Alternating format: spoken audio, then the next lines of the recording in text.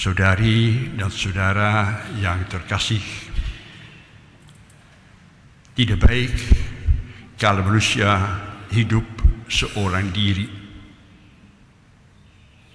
Maka karena sentuhan dari Allah, manusia berjumpa dengan seorang wanita kekasihnya. Dengan bantuan dari Allah, mereka menikah. Ada segitiga, ada pria, ada wanita, ada Allah beserta mereka. Maka mereka hidup harmonis, damai, bahagia satu sama lain. Tetapi lewat beberapa waktu, masing-masing tenggelam dalam kesibukan sendiri-sendiri. Repot. Maka jarang ada waktu untuk berdoa dengan Allah beserta mereka. Dilupakan. Rencana-rencana mereka membuat mereka terpisah satu sama lain. Masing-masing mempunyai rel sendiri-sendiri. Kontaknya, keharmonisan menghilang. Itu saja. Kalau Allah dilupakan dalam suatu keluarga, roh jahat, setan akan datang. Maka terjadi apa? Kata cinta diganti dengan permusuhan. Terjadi mereka saling mendiamkan. Mereka saling memaki-maki. Malahan terjadi kekerasan rumah tangga. Pukul-memukul. Sampai pada suatu hari, sedang mereka ramai-ramai satu sama lain saling menduduh. Tiba-tiba sang istri berangkat. Naik sepeda motor entah kemana, kabur. Sang suami merasa diri puas.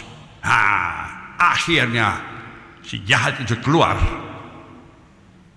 Dia menyalahkan kekasihnya. Saya yang benar, dia yang salah. Biarin saja dia pergi, kapok sendiri. Sambil makan amarahnya, sambil melamun, tiba-tiba dia terbangun. Ada telepon berdering. Kalau suami dari nyonya ini, betul. Kenapa? Tertabrak atau menabrak dengan angkot. Luka. Berbaring di rumah sakit. Reaksinya, tahu diri, salah sendiri. Biar kapok saja kamu. Nikmatilah sengsaramu. Marah keluar. Marah. Tidak mau berpikir untuk berbaik dengan istrinya. Makan hati sendiri. Setan hadir. Tapi karena akhirnya kesepian, karena akhirnya mulai sadar, akhirnya Allah itu mulai bergerak di dalam hatinya. Dia mendengar bisikan, tengoklah dia. Itu pun bagaimana pun juga, itu istrimu, pasanganmu. Datanglah kepadanya, berdamailah dengan dia, hidup bahagia kembali. Biar Allah beserta kalian. Makan waktu, gak mudah mengampuni diri sendiri, gak mudah untuk berdamai dengan diri sendiri, mengampuni orang-orang lain. Tapi akhirnya dia bangkit. Allah menggerakkan hatinya, bangkit. Datanglah ke rumah sakit. Tidak banyak berbicara, hanya pegang tangan saja. Terlihat ada tetesan air mata di mata dia dan istrinya. Dan hebatnya, mereka berdoa. Semoga sama-sama sembuh. Yang satu dari badannya, yang satu pada jiwanya. Dan akhirnya terjadi masa Advent.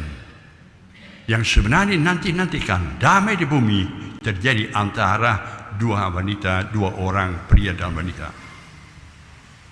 Allah menang. Allah hadir lagi, terjadi damai. Dan saudara bertanya, Romo, itu si pria dan si wanita itu siapa sebenarnya? Ya tahu, isi sendiri saja. Tapi saya mengira wanita itu bernama alam semesta. Pria itu kita manusia. Terjadi apa? Allah menciptakan semua baik adanya. supaya manusia mempunyai alam semesta, bersama-sama dengan alam semesta bahagia. Dan Tuhan melihat itu baik adanya. Tapi manusia sibuk dengan pikirannya, rencana sendiri, sibuk dengan egoisme, sibuk dengan keserakahannya, dan dia mulai merampok alam semesta. Relasi menjadi tegang. Sungai dipakai sebagai tempat sampah. Gunung-gunung dipakai sebagai mencuri kayu, merampok. Terjadi malapetaka. Contoh di Sumatera Utara. Gara-gara manusia tidak menghargai alam semesta, kekasihnya, kita bersama-sama, saudaranya, maka alam semesta marah, membalas. Terjadi hancur rumah-rumah, terjadi tenggelam manusia, terjadi sengsara. Sampai Tuhan berdoa, kapan kiranya manusia mau bertobat? Kapan kiranya ada lagi relasi yang bagus antara alam semesta dengan manusia? Kapan sadar? Masa Advent, masa penantian, saatnya di mana kita diajak untuk berubah dalam relasi kita yang satu dengan yang lain, di dalam keluarga kita juga dengan alam semesta, supaya kembali kerajaan Allah itu terwujud di tengah-tengah kita. Kapan masa Advent? Mudah-mudahan mulai hari ini. Ada juga orang yang mengatakan, tadi cerita tentang pria dan wanita, sebenarnya ada juga relasi antara manusia dengan Allah.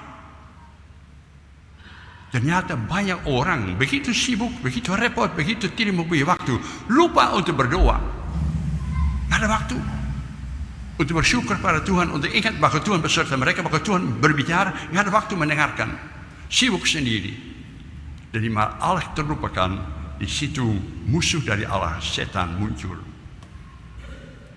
Terjadi kekeringan, gersang, kosong jiwa manusia, bertindak seenak sendiri saja, seakan-akan tidak ada Allah. Dan terjadi malapetaka, terjadi kerusakan, terjadi perang di dunia ini, terjadi senjata yang sangat nuklir, ancaman-ancaman. Mencoba manusia mencari kepuasan sendiri saja, mau menang sendiri saja. Hancurlah rencana Allah. Hari ini kita ajak oleh gereja, mau tidak merayakan masa penantian, mulai berubah, mulai tinjau kembali cara hidup kita. Bagaimana kita merusak relasi dengan Allah, dengan sesama, dengan alam semesta. Bagaimana kita menciptakan malapetaka bagi diri kita sendiri. Tuhan mau datang secepatnya, asal kita membuka hati kita sendiri. Jadi masa Advent itu suatu undangan, suatu tawaran rahmat, suatu ajakan untuk bertobat. Belum terlambat, mari kita bersama dengan Allah, bersama alam semesta, hidup harmonis, bahagia, menikmati masa depan dan diberkati oleh Tuhan.